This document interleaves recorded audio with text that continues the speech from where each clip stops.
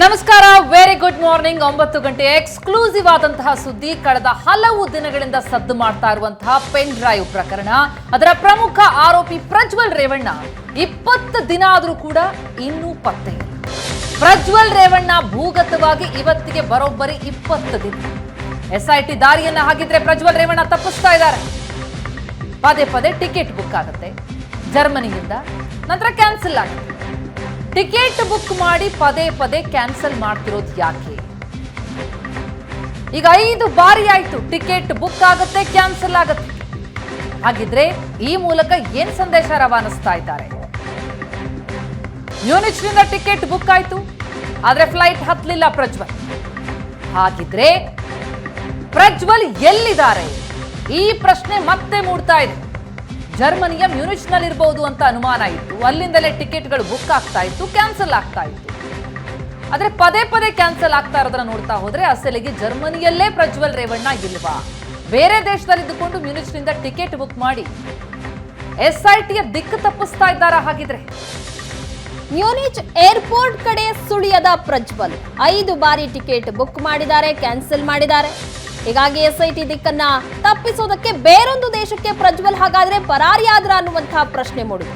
Germany ಮಾತ್ರ ಅಲ್ಲ, ಬೇರೆ ದೇಶಗಳಲ್ಲೂ ಪ್ರಜ್ವಲ್ಗಾಗಿ ಹೀಗಾಗಿ ಹುಡುಕಾಟ ಆರಂಭ ಆಗಿದೆ. ಪ್ರಜ್ವಲ್ ರೇವಣ್ಣ ಪತ್ತೆಗೆ ಎಸ್ಐಟಿ ನಿರಂತರವಾಗಿ ಯತ್ನ ಮಾಡ್ತಾ ಇದೆ. ಲೋಕಸಭಾ ಫಲಿತಾಂಶದವರೆಗೂ ಹಾಗಾದ್ರೆ ಪ್ರಜ್ವಲ್ ಬರೋದೇ ಇಲ್ಲ.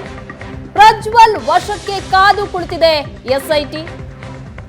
ಆದ್ರೆ ಪ್ರಜ್ವಲ್ 5 ಬಾರಿ ಟಿಕೆಟ್ ಬುಕ್ ಮಾಡಿದ್ರು, ಅದನ್ನ ಕ್ಯಾನ್ಸಲ್ ಮಾಡಿ ಬಂದಿಲ್ಲ. ಹೀಗಾಗಿ ಎಸ್ಐಟಿಗೆ ದಾರಿ ತಪ್ಪಿಸ್ತಾ ಇದ್ದಾರಾ ಪ್ರಜ್ವಲ್ ಅನ್ನುವಂತಹ ಪ್ರಶ್ನೆ ಕಾಡ್ತಾ ಇದೆ. ಮತ ಚಲಾವಣೆ ಮಾಡಿ ಏಪ್ರಿಲ್ 26ಕ್ಕೆ ಜರ್ಮನಿಗೆ ಹೋದವರು ಇನ್ನೂ ಸಹ ಪತ್ತೆ ಇಲ್ಲ.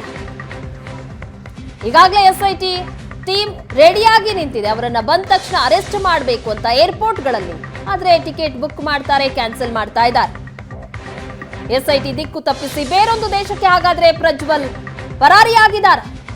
ಹಾಗಾದ್ರೆ ಜರ್ಮನಿಯಲ್ಲಿ ಪ್ರಜ್ವಲ್ ಇಲ್ವೇ ಇಲ್ವಾ ಅನ್ನುವಂತಹ ಪ್ರಶ್ನೆ ಈಗ ಕಾಡ್ತಾ ಇದೆ.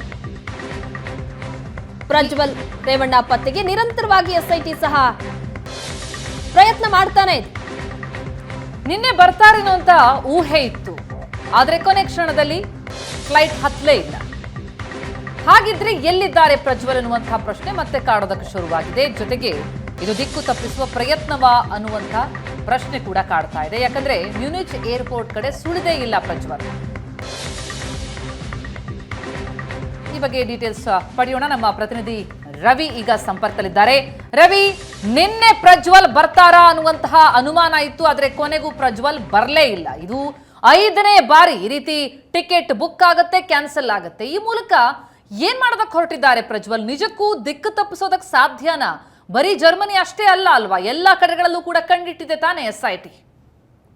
ಖಂಡಿತವಾಗಿಯೂ ಪ್ರತಿಮಾ. ಯಾಕಂದ್ರೆ ಎಸ್ಐಟಿ ರಚನೆ ಆದ ಬಳಿಕ ಪ್ರಜ್ವಲ್ ರೇವಣ್ಣ ವಿರುದ್ಧ 3 FIR ಗಳು ಕೂಡ 3 FIR ಗಳಲ್ಲೂ ಕೂಡ ಪ್ರಜ್ವಲ್ ರೇವಣ್ಣ ಎಸ್ಐಟಿ ಅಧಿಕಾರಿಗಳಿಗೆ ಬೇಕಾಗಿರುವಂತದ್ದು ವಿಚಾರಣೆ ಕೂಡ ಮಾಡಬೇಕಾಗುತ್ತೆ.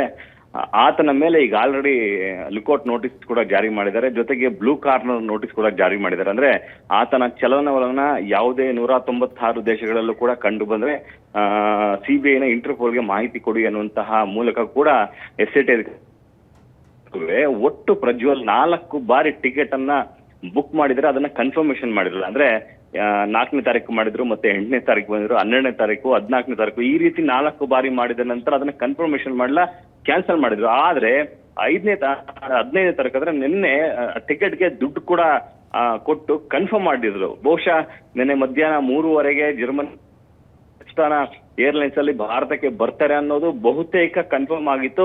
ಇದ್ರ ಬಗ್ಗೆ ಎಸ್ಐಟಿ ಅಧಿಕಾರಿಗಳು ನಿಜಕ್ಕೂ ಕೂಡ ಸಾಕಷ್ಟು ಕಾತರದಿಂದ ಕಾಯ್ತಾ ಇದ್ರು. ಬಹುಶಃ ಇವತ್ತು ಬಂದೇ ಬರ್ತಾನೆ, ಆತನನ್ನ ವಶಕ್ಕೆ ಪಡಿಬಹುದು ಅನ್ನುವಂತಹ ನಿಟ್ಟಿನಲ್ಲಿ ಕೂಡ ಎಸ್ಐಟಿ ಅಧಿಕಾರಿಗಳು ಏರ್ಪೋರ್ಟ್ ನಲ್ಲೂ ಕೂಡ ಬೀಡು ಬಿಟ್ಟಿದ್ರು. ಆದ್ರೆ ಕೊನೆ ಗಳಿಗೆಯಲ್ಲಿ ಆತ ಫ್ಲೈಟ್ ಹತ್ತದೆ, ಅಧಿಕಾರಿಗಳನ್ನು ಕೂಡ ಯಾಮರ್ಸಿದ್ದಾರೆ. ಬಹುಶಃ ಈ ಒಂದು ಎಮ್ಮವನ್ನ ನೋಡ್ತಿದ್ದ ಸಂದರ್ಭದಲ್ಲಿ ಬಹುಶಃ ನಿಜಕ್ಕೂ ಕೂಡ ಆತ ಮ್ಯೂನಿಚ್ ನಲ್ಲಿ ಇದ್ದಾನ. ಯಾಕಂದ್ರೆ ಈ ರೀತಿ ಒಬ್ಬ ಅಫೆಂಡರ್ ಡೈವರ್ಟ್ ಮಾಡೋದಕ್ಕೂ ಕೂಡ ಮಾಡಿರುವಂತಹ ಪ್ರಯತ್ನ ಆಗಿರ್ಬೋದು. ಬಹುಶಃ ಬೇರೆ ದೇಶದಲ್ಲೆಲ್ಲಾದ್ರೂ ಇರ್ಬೋದು. ನಮ್ಗಿರುವಂತಹ ಮಾಹಿತಿ ಪ್ರಕಾರ ಕತಾರ್ನಲ್ಲಿದ್ದಾನೆ. ಸೊ ಕತಾರ್ನಿಂದಲೇ ಮ್ಯೂನಿಚ್ ಟಿಕೆಟ್ ಅನ್ನ ಬುಕ್ ಮಾಡ್ತಾರೆ ಬೇಕಂತಾನೆ ಅನ್ನುವಂತಹ ಮಾಹಿತಿ ಕೂಡ ಬರ್ತಾ ಇದೆ. ಬಹುಶಃ ಎಸ್ಐಟಿ ಅಧಿಕಾರಿಗಳಿಗೆ ಈ ಬಗ್ಗೆ ಸಾಕಷ್ಟು ಮಾಹಿತಿ ಕೂಡ ಇದೆ. CBIನ ಇಂಟರ್ಪೋಲ್ ಜೊತೆ ಕೂಡ ಸಂಪರ್ಕ ಮಾಡಿದ್ದಾರೆ. ಸದ್ಯದ ಮಾಹಿತಿ ಪ್ರಕಾರ ಶಾಂಘೈ ದೇಶಗಳು ಏನಿದೆ, ಜರ್ಮನಿ ಸೇರಿದಂತೆ ಒಟ್ಟು 24 ಶಾಂಘೈ ಸದಸ್ಯ ರಾಷ್ಟ್ರಗಳಿರ್ತವೆ. ಇವ್ರಿಗಿರುವಂತಹ ಡಿಪ್ಲೊಮ್ಯಾಟಿಕ್ ಪಾಸ್ಪೋರ್ಟ್ ನ ವೀಸಾದಲ್ಲಿ ಅವರು 24 ದೇಶಗಳಲ್ಲಿ 90 ದಿವಸಗಳ ಕಾಲ ಎಲ್ಲಿ ಯಾವ ದೇಶಕ್ಕೆ ಬೇಕಾದ್ರೂ ಓಡಾಡ್ಬೋದು. ಅಂದ್ರೆ ನಮ್ಮ ಭಾರತದಲ್ಲಿ ದೆಹಲಿಗೆ ಹೋಗ್ಬೋದು, ಗೋವಾಗೆ ಹೋಗ್ಬೋದಲ್ಲ, ಈ ರೀತಿ ಯುರೋಪ್ ಕಂಟ್ರಿ ಆದ್ಯಂತ ಆತ ಎಲ್ಲಿ ಬೇಕಾದ್ರೂ ಅಡ್ಡಾಡ್ಬೋದು. ಸೊ ಹೀಗಾಗಿ ಆತ ಬೇರೆ ಬೇರೆ ಭಾಗದಲ್ಲಿ ಇದಾನೆ ಅನ್ನುವಂತಹ ಒಂದು ಮಾಹಿತಿ ಕೂಡ ಬರ್ತಾ ಇರುವಂತದ್ದು. ಯಾಕಂದ್ರೆ ಜರ್ಮನಿಯ ಮ್ಯೂನಿಚ್ ಅಂತೇಳಿ ಬುಕ್ ಮಾಡಿದಂತ ಸಂದರ್ಭದಲ್ಲಿ ಅಧಿಕಾರಿಗಳು ಜರ್ಮನಿ ಕಡೆನೇ ಯೋಚನೆ ಮಾಡ್ತಿರ್ತಾರೆ. ಸೊ ಈ ಸಂದರ್ಭದಲ್ಲಿ ನಾನು ಬೇರೆ ಕಡೆ ಟ್ರಾವೆಲ್ ಮಾಡಬಹುದು ಅನ್ನುವಂತಹ ನಿಟ್ಟಿನಲ್ಲಿ ಕೂಡ ಪ್ರಜ್ವಲ್ ಯೋಚನೆ ಮಾಡ್ತಿರ್ಬೋದು ಅಂತ ಇದರಿಂದ ಸಾಬೀತಾಗ್ತಿದೆ. ಪ್ರತಿಮಾ, ಓಕೆ, ಥ್ಯಾಂಕ್ ಯು ರವಿ ನಿಮ್ಮೆಲ್ಲ ಮಾಹಿತಿಗಾಗಿ. ಒಟ್ಟಾರೆಯಾಗಿ SIT ಅಂತೂ ಕಾದು ಕುಳಿತಿದೆ ಪ್ರಜ್ವಲ್ನ ಅರೆಸ್ಟ್ ಮಾಡಬೇಕು ಅಂತ.